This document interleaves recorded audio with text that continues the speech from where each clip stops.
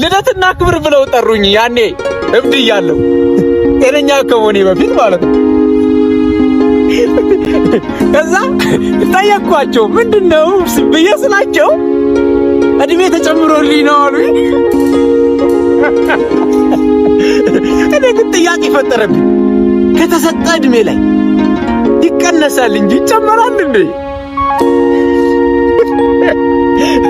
ጥያቄ ስለፈጠረብኝ ነው። በጣም ሞኝ ናቸው። እየተቀነሰ መሆኑን አላወቁ። እየተጨመረ ነው ብሎ ያከብራል።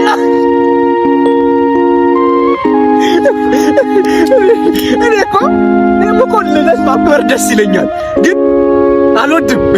ምክንያቱም እድሜ ሲቀነስ ነው የሚታየኝ እንጂ ሲጨመር አይታየኝም። ልደት አልወድም። ዛሬ እንደዚህ ለምን እንደምስቅ ታውቃላችሁ? ከኛ ጋር ስትሆን በጣም መሳቅ ታበዛለህ ይሉኛል። ብቻዬን ስለማለቅስ እኮ ነው።